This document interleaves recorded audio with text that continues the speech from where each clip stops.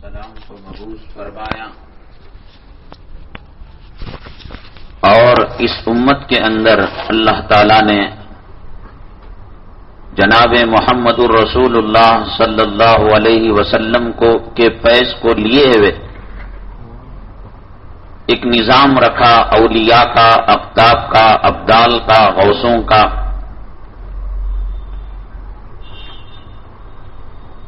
جتنے مسلمان ان سے قریب رہیں گے، ان سے اپنا تعلق بنائے رکھیں گے، ایمان مضبوط ہوگا اور فتنے جو آئیں گے ان سے تعلق رکھنے کی وجہ سے اللہ تبارک تعالی ان فتنوں کو ہم تک پہنچنے نہیں دے گا۔ ان حضرات کی، بزرگوں کی نسبتوں کی برکت کی وجہ سے آج کی سائنسی ایجادات نے ہمیں دین سمجھنے کے اندر بہت آسانی مہیا کر دی ہے۔ ہمارا جو موبائل فون ہے یہ اپنے ٹاور کے جتنا قریب ہوگا اور ٹاور سے جتنا اس کا رشتہ مضبوط ہوگا تو آپ کا یہ موبائل بہترین کام کرے گا۔ آپ شہری حدود سے، سٹی لمٹ سے نکل کر ویرانوں میں، جنگلوں میں، بیابانوں میں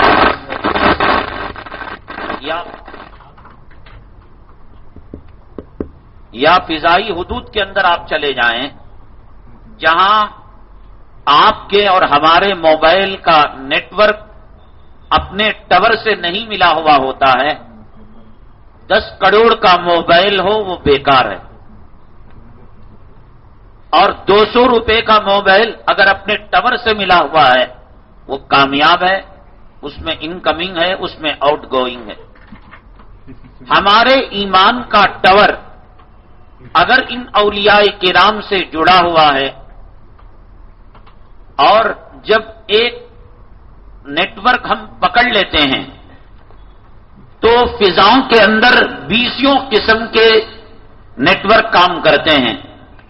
پولیس والوں کی واکی ٹاکی ہے، ملٹری والوں کا اپنا ایک نیٹ ورک ہے، سیٹلائٹ ہے، ٹی وی کی شعاعیں ہیں، ایف ایم ہے۔ جب ہم ایئرٹیل کے ساتھ، ریلائنس کے ساتھ، ایک کمپنی سے اس کے ٹاور سے وابستہ ہو جاتے ہیں تو ہزاروں جو فالتو جو ہمارے کام کے نہیں ہیں اس سے ہم کو نجات مل جاتی ہے۔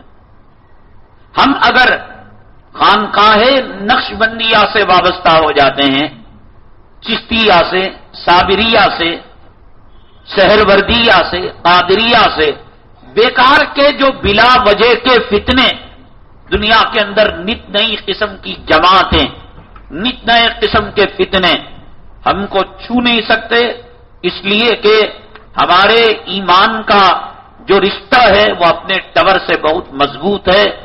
کوئی شک ہوگا، کوئی شبہ ہوگا، ہمارے پیر، ہمارے مرشد، ہمارے بزرگ اللہ والے ہم پر توجہ فرمائیں گے، اس دل سے ظلمت نکل جائے گی، تاریکی نکل جائے گی، شکوک اور شبہات نکل جائیں گے۔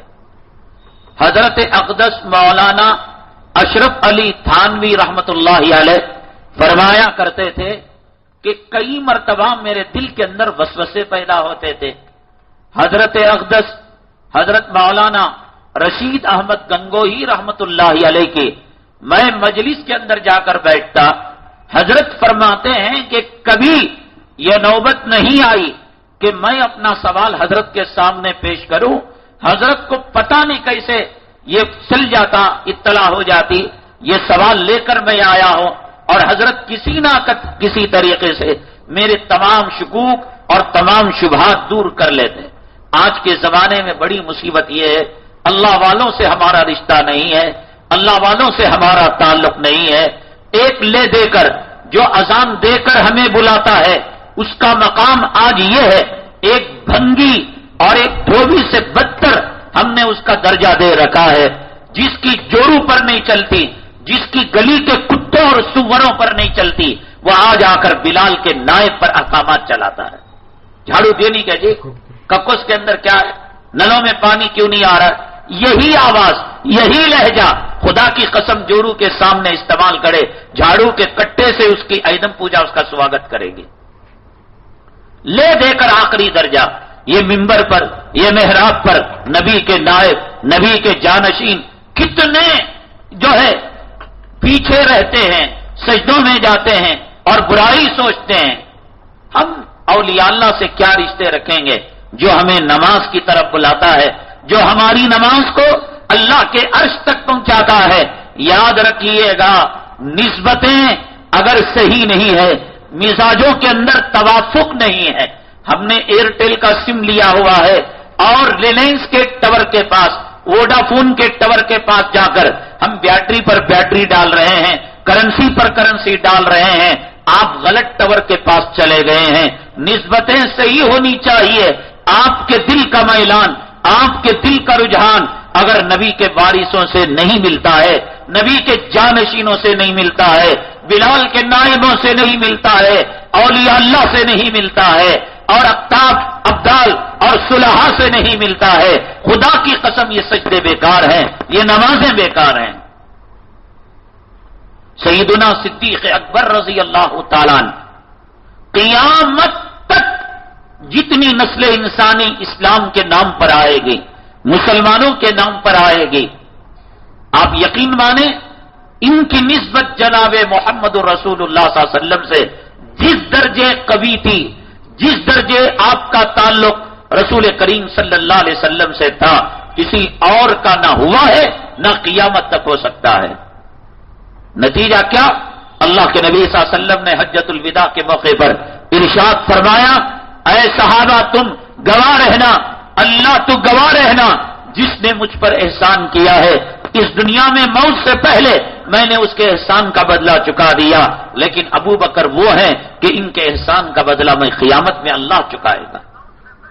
اتنی نسبت قرآن شریف کے اندر اللہ تبارک تعالیٰ نے، جب یہ دونوں حضرات غار میں تھے، میں کیسے سمجھاؤں کلام پاک کی فصاحت، بلاغت، عربی زبان کی معنویت، تو اللہ تعالیٰ نے کہا اذ ہما فی الغار اذ یقول لصاحبہ، جب وہ دونوں، ہما کے معنی دونوں ملے ہوئے، دونوں افراد فی الغار، غار کے اندر تھے، اذ یقول لصاحبہ، جب ان میں کا ایک اپنے صاحب یعنی آقا اپنے صاحب کو کہہ رہے ہیں لا تحزن ان اللہ معنا، غم نہ کر اللہ ہمارے ساتھ ہے۔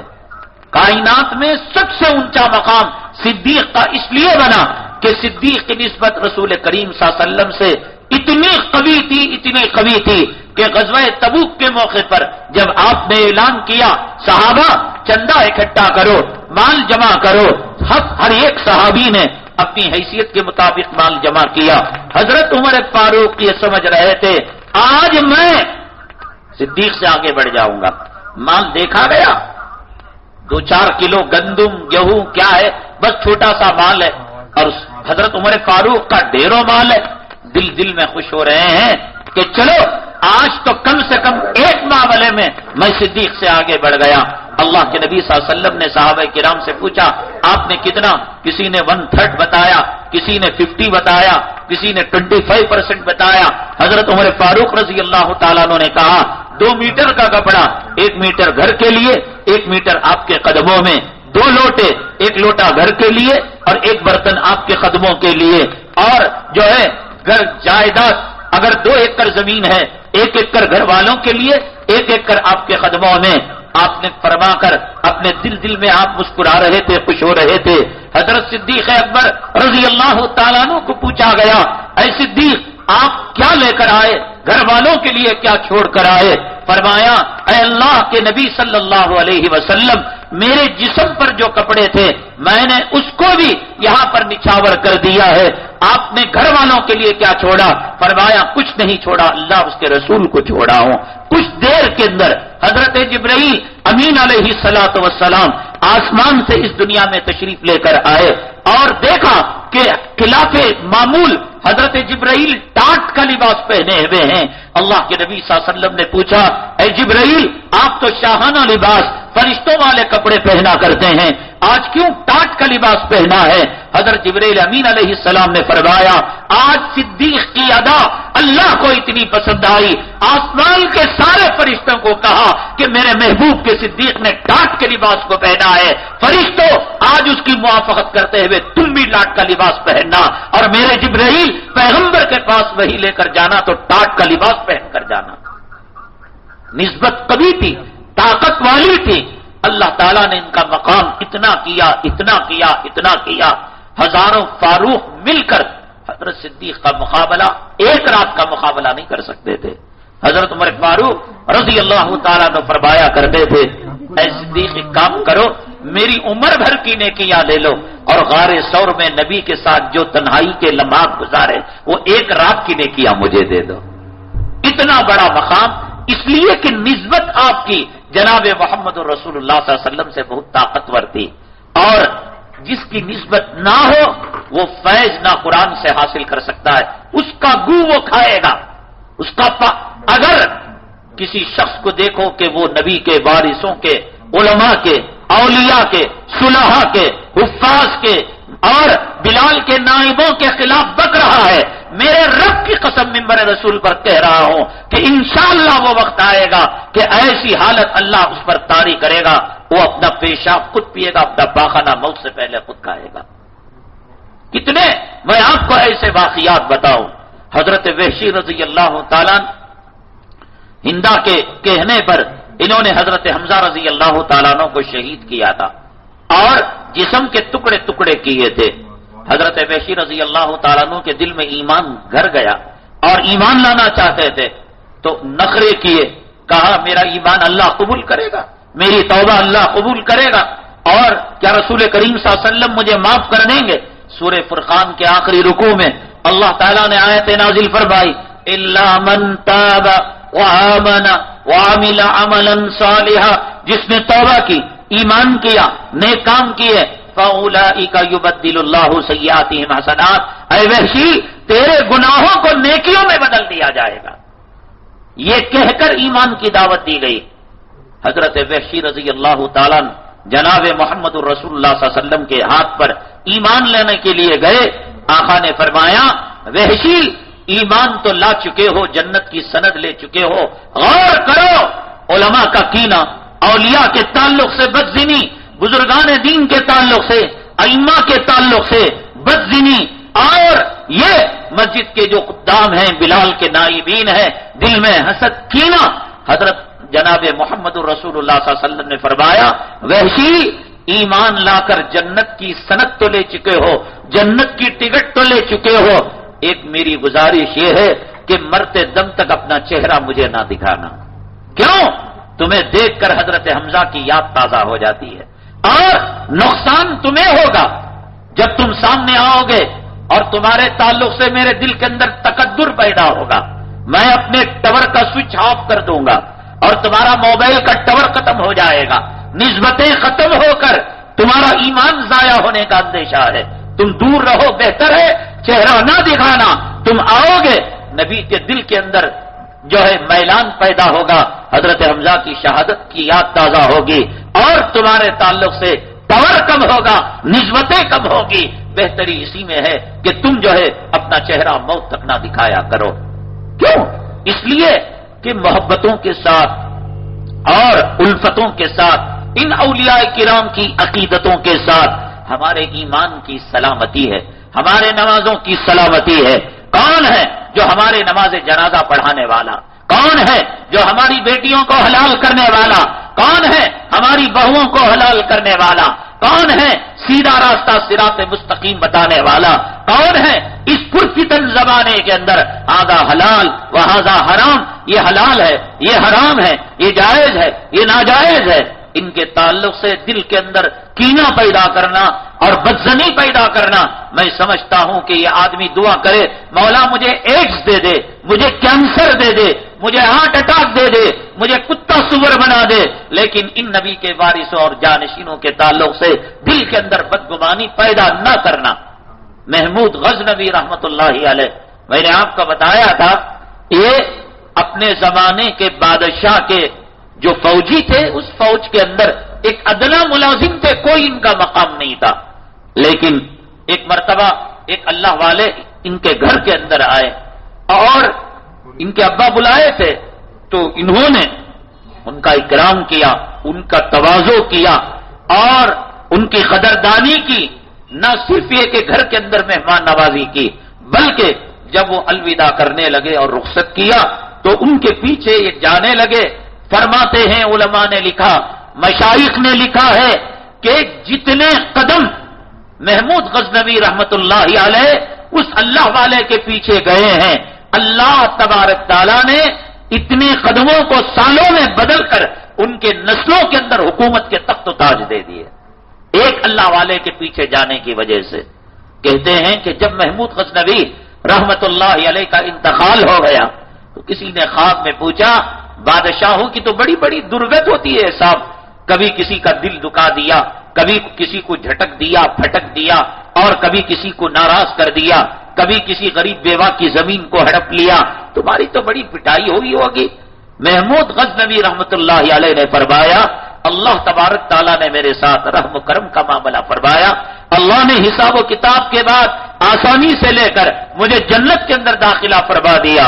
تو سائل نے پوچھا، آپ کے دوست نے پوچھا، ارے بھائی بادشاہ رہ کر، بادشاہ تو بڑے پٹتے ہیں، حساب و کتاب سخت ہوتا ہے، اپنے دوران حکومت انہوں نے کسی کا حق دبا لیا ہوتا ہے، کسی پر ظلم، کسی کو دل دکانا، یہ سب کیے ہوتے ہیں، آپ کے ساتھ یہ معاملہ؟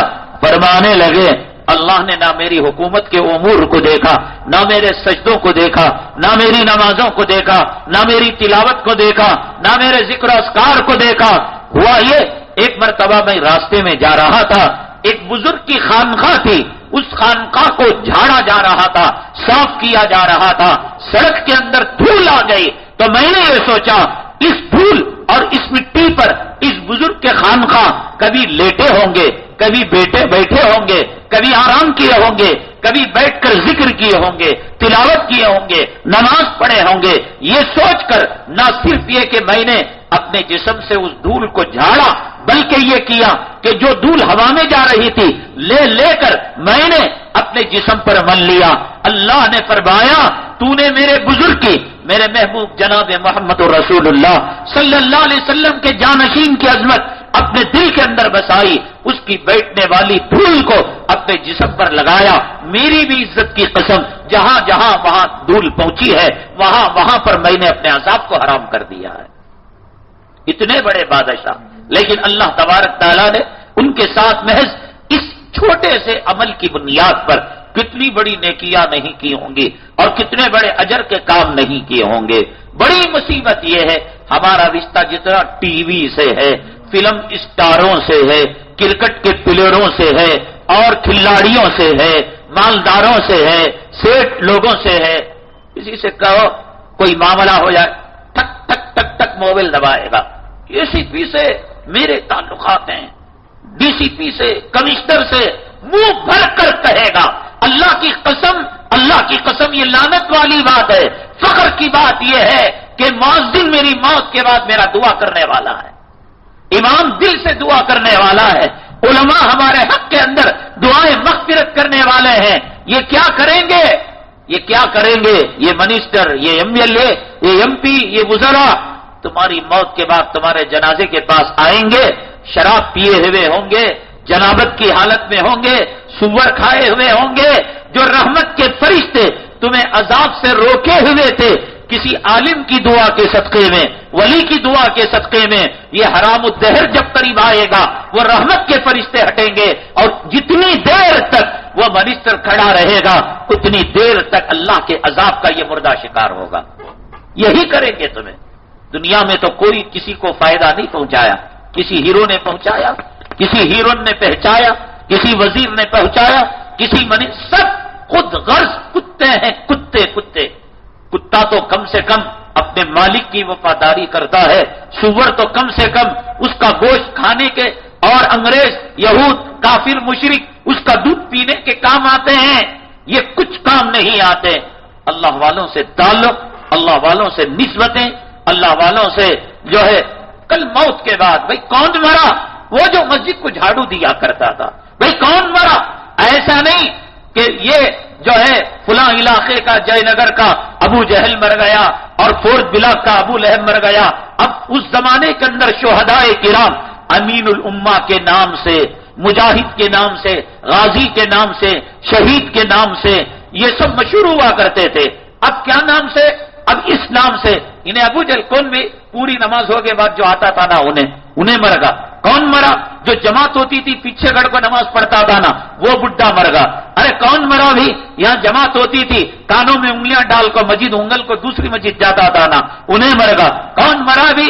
وہ مکھی چوس مر گیا کہ جو دولت کو جمع کر کے تو رکھا لیکن زندگی کے اندر پھوڑی کوڑی اس نے کسی کو جو ہے دکھائی تک نہیں. کون مرا؟ ارے جس کے دسترخوان میں زندگی میں کوئی آدمی اس کے ساتھ بیٹھ کر ایک نوالا نہیں کھا سکا. ایسے نام کیوں کماتے ہو؟ علماء نے کتابوں کے اندر لکھا ہے اگر کسی کی موت کے بعد یہ معلوم کرنا ہے کہ یہ جنتی لوگوں میں اس کا تعلق ہے یا جہنمی لوگوں میں اس کا تعلق ہے، اس کے چلے جانے کے بعد بیک گراؤنڈ اس کا سن لو کہ لوگ کیا کہتے ہیں. کسی کو کہتے ٹوپاز بلیڈ، اتنا داڑھی مڈایا اور داڑھی مڈانے کی وکالت کی کہ لوگ اب اس کو نام سے نہیں جانتے، ٹوپاز بلیڈ کے نام سے جانتے ہیں. اور ایک آدمی بابا گیری کر عورتوں کو اتنا بے وقوف بناتا ہے، اتنا بے وقوف. کون مر گیا؟ جو بابا گیری کر لوگوں کو بے وقوف بنا کر تعویذ پلیتے کر عزتوں پر حملے کر خود اس کا گھرانہ ڈبو کر وہ آدمی کی مری ہوئی لاش جا رہی ہے. اچھے نام کماؤ، 4 دن کی زندگی ہے، ایسا نام کماؤ کہ قبر پر گزرنے والا مجبور ہو کر کہے اے اللہ اس کے درجات کو تو بلند کر. امام اعظم ابو حنیفہ نام نکلے رحمت اللہ علیہ زبان سے نہ نکلے، زبان کٹ تو سکتی ہے، رحمت اللہ علیہ نہیں جو ہے نہ ہے، یہ ممکن نہیں. رحمت اللہ علیہ نام کا حصہ بن گیا، ابو بکر کے ساتھ صدیق نام کا حصہ بن گیا، عمر کے ساتھ فاروق نام کا حصہ بن گیا. حضرت علی ہجویری رحمت اللہ علیہ کے مزار مبارک پر ایک انگریز گیا اور جانے کے بعد وہ اپنا ٹور مکمل کیا، سفر مکمل کیا. برطانیہ کا تھا، یورپی ملک کا تھا، وہ اپنے ملک کے اندر گیا. لوگوں نے پوچھا ہندوستان کے اندر تو نے کیا دیکھا؟ کہنے لگا ایک بابا کو میں نے دیکھا، ایک اللہ والے کو دیکھا، مرا ہوا تھا، قبر میں پڑا ہوا تھا، لیکن دنیا کے لوگوں کے دلوں پر وہ حکومت کیا کرتا تھا. دنیا کے لوگ جھک کر آ کر اس کے خبر کی تعظیم کیا کرتے تھے، اس کے خبر کا اکرام احترام کیا کرتے تھے. ناز ہو ایسی زندگی پر، گزارو ایسی زندگی کہ گزرنے والے جانور پرندے ہمارے خبر کے اوپر اپنے اشک بہائیں، اپنے آنسو بہائے. یہ نہ کہیں مر گیا مردود، نہ فاتحہ نہ درود، مر کر کتا چلا گیا اور یہ زمین ایسے ملعون سے پاک ہو گئی. خدا یہ جو ہے 4 دن کی زندگی گزارا دیا ہے، نام کی زندگی، حسرت کی زندگی اور نیکیوں کی زندگی، دلوں پر چھا جانے والی زندگی گزارو. یہ لعنت کی زندگی سے بہتر ہے کہ دعا کرو مولا ذلت کی زندگی سے عزت کی موت دے دے. یہ کوئی زندگی نہیں ہے.